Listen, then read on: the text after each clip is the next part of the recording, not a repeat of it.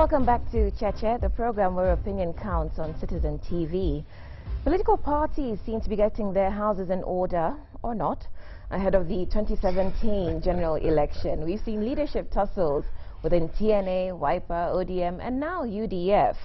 And so you're at the tribunal stage because you've tried to suspend some or expel some of your members. What does that do for you in terms of having a voice within both houses of parliament? I think we have many members of parliament. We have 12 members of parliament. So out of over 300, that cannot be many. Well, you asked me to explain a little bit about the voice.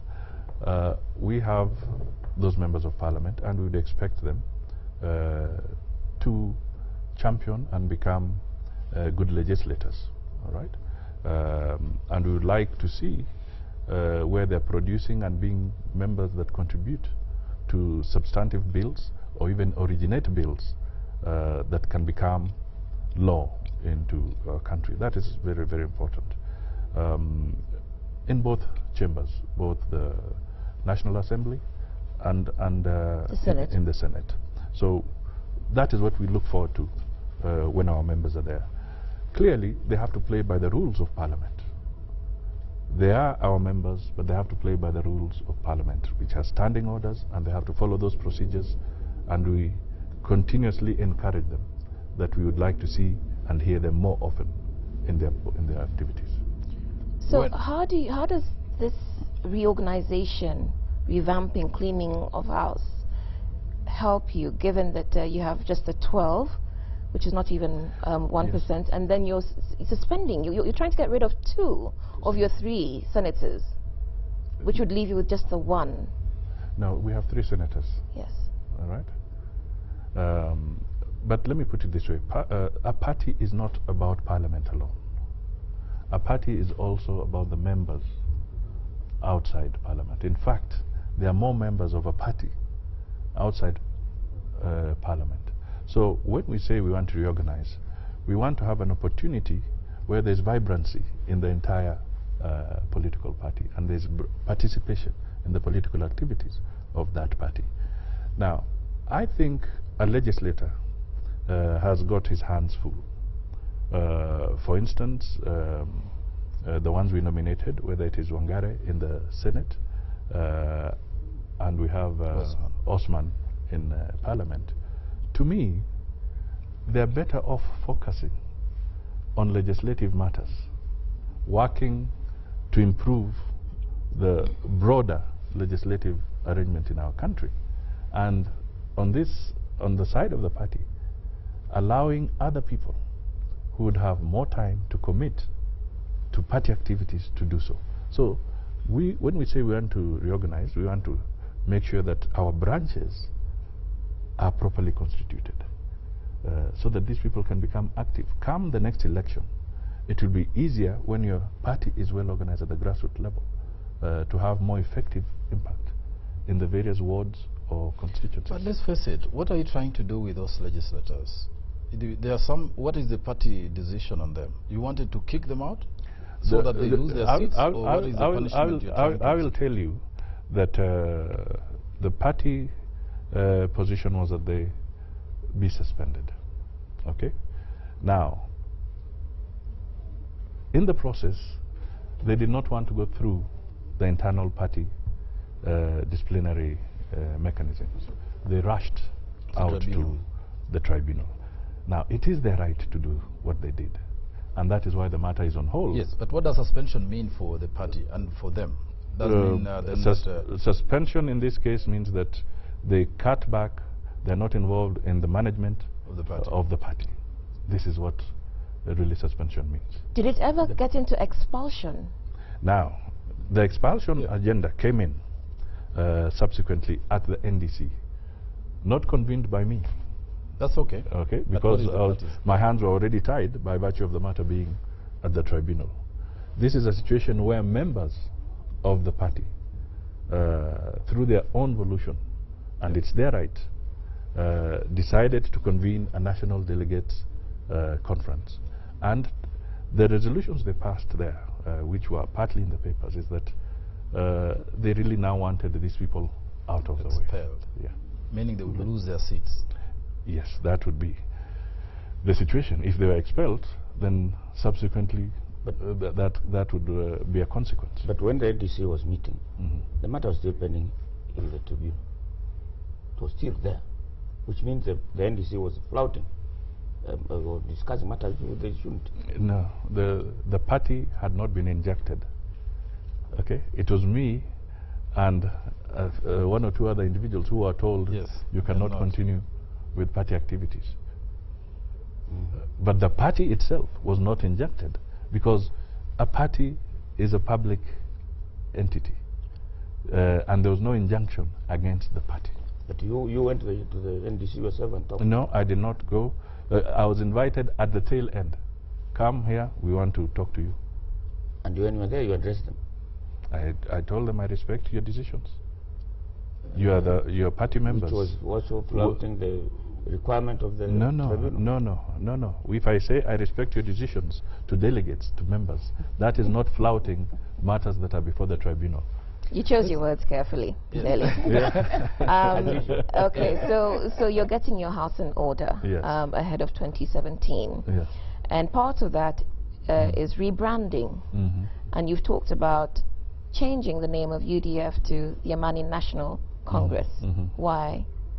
Well, this is part of the consultation that the members brought out, is that they wanted to change the name to Amani National Congress. Part of the issues that we discussed earlier, or you canvassed earlier, you know, all this negative propaganda that was being thrown in falsely about UDF being a party associated with that or that, all this falseness that contributed in some area to poor performance. The members, after self-re-examination and audit, felt that you rebrand. And to rebrand to what they wanted is ANC. They say they want to rebrand because they don't want to create a new party in the context of registering a new party, because that will affect the elected members of that party. Now, it will not be new, because you will remember in our country you have had the history of ODM Kenya rebranding to Wiper, so that it did not affect their elected members, whether they at that time, whether at the county level or at the parliamentary level. What is the, you know, but these are my opinion. What is the opportunity cost of leaving the party altogether to set up a different party? Why are you clinging on to this party that is so troubled? Yet you can start another party, as daring people have done in the past. Well, I am a member of UDF, and I think UDF has an opportunity to play an even more important role in this country going forward. And clearly, when you have a party that has 12 members of parliament, 3 senators, 1 governor, and 90 MCAs, from a political perspective, that is a very broad constituency. And that constituency is important. It's not a constituency that you just walk away from. Well, that's not a big deal. I mean, courageous people have taken steps to abandon things which are troublesome to set up parties. Uhuru Kenyatta abandoned KANU and set up TNA, and within 2 weeks it was a brand new party with its own following. Isn't that a possibility? I think courageous people also fight for their rights. Even URP and there is a sting in David's question, which is, do you have the courage to step out and create your own party? Because the perception, unfortunately, that goes with you is that you're the scion of a political dynasty, and everything has been handed to you on a silver platter, including UDF. Yes. And so if you want to show us what you're made of, leave UDF with all its intrigues, go and start a party from scratch. No, I think that is something that we need to move away from. And I think it's unfortunate that we still have that kind of thought. Today, I'm a politician. I have children. They may aspire to become politicians as well. We need to move away from this notion that because my father was a politician, that my life has been easy. I think we need to move away from that notion. Let us look at individuals in the right I think context. that is not so much the problem. All right. Now, in the UDF context, I have put a very, very important reason on the table, that I nurtured this party. UDF was literally unknown until I became the presidential candidate of UDF. And we marketed it. I don't think so. In fact, the serious infrastructure. It was formed at every county. Than people. And which is why you chose it, because it had the nationwide infrastructure. That's what you told us. Let me put it this way. I and the other members who were elected worked very hard to build UDF to where it is. And that is why the people who are nominated are riding on the sweat of the people who are in the trenches. I totally agree with Now, the point I'm trying to put across is this, that the 90 MCAs, all those members of parliament, the governor, these are important people. They are part of the team that worked to make UDF what it is. Yes. Okay? And therefore, let us put it in order. Let us work to make sure that the UDF is properly structured. The only problem with my question is... The issue of just saying walk away and create... You know, it is so easy to register a political party. It is so easy. Why haven't you done that then? It's so easy to register a political party. Why haven't you done it then? Of what value does it have at this point in time? The point I am saying is that I want to face my challenges within UDF and we move from there. The history, unfortunately, does not favor you on that path. Because if we look at the political terrain, you look at Mwai Kibaki, he moved out of Kano and started DP, which became his vehicle for a very long time. He moved on from NAC to form PNU, which he got re-elected on. If you look at URP, those parties congregate around individual leaders like yourself. It was around William Ruto. The same with, you know, all parties you can name. Even ODM has oscillated around Raila Odinga, like that. People took a step out. Uhuru Kenyatta just mentioned, set up TNA. Well, founded actually. They founded these parties. They set up the infrastructure to serve their political purposes as vehicles for election. And that is the history of this country. You're trying to recreate it, or you're saying you can chart a new path by sticking in a party that is wrangling, and it will continue wrangling? My friend, I think we are missing the point here. Political parties will always have internal disputes. And UDF is going through a process where there are internal disputes. I don't think we have reached a stage where you are saying that abandon and just go ahead. Let us exhaust, let us discuss, let us work together within that political party. And be able to resolve the issues in that political party. It's important. If you're going to have internal disputes and you keep on walking out because of an internal dispute at any one time, it can also be a very costly exercise for Kenya's political landscape. So I think UDF should be given time, we should be given time, and the matter is before the tribunal. Let it be handled in that context. But the point they are making is this, that of all these colleagues of yours who have run for presidency, they formed their own parties. You did not form UDF, and you have agreed to that. Why can't you form your own party, like all your colleagues? No, I think let's look at it very carefully. The aspects of Kenya's history that you're missing. Who formed KANU? Gishuru and others. But KANU, you know, benefited from a member becoming president. It was always under the presidential hands. But let's It go is not Jomo Kenyatta. It's true. It's not Jomo Kenyatta. Yes. It was performed somewhere by people in Kiambu. Some meeting in Kiambu. Not him. Yes. He was only invited to join. Yes, and subsequently he became president. What about Moi? What about Moi? Yeah. The senior Moi. Yes. Where was he originally? He was in Kandu. And then where did he go? He was in Kanu. And then after that? Became president. Right. Because he took. So I think it's okay. Let's so there's history that favors your track. Yeah. So let's look at it objectively. Yeah. Okay. But would you then? Would there have been a way out of this? Do you think that all this wrangling was necessary or could have been avoided in some way? I think it could have been avoided. How so?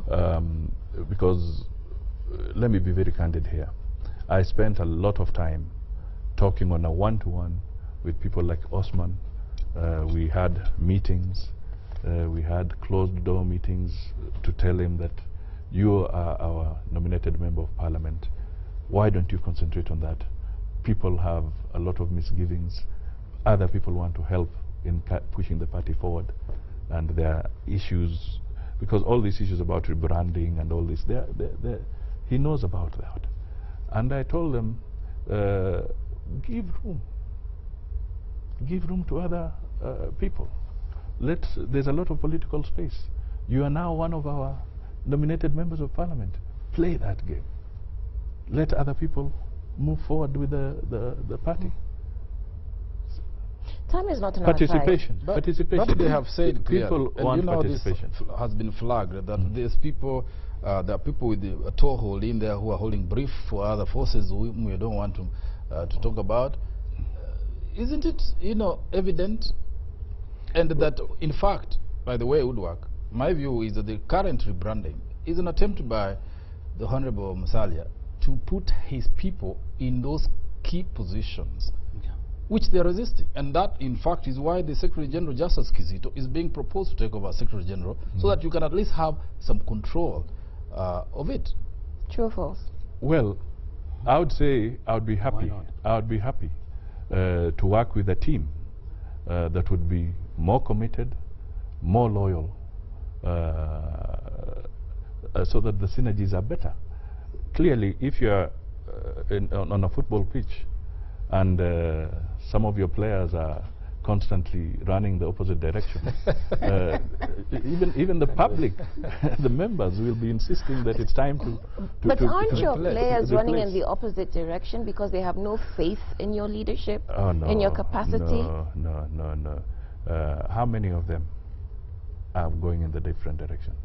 You're forgetting, I've talked of numbers here, and I've talked of 12 members of parliament. The one who is approaching it differently is one. Yeah. The 11 are with me. Right. Yeah. Okay. The MCAs are there. So we have to take a break now and come back to this issue. This is Cheche live on Citizen TV. We're discussing the fortunes or misfortunes, depending on your perspective, of UDF and party leader Musalia Mudavadi. The conversation will continue after this break.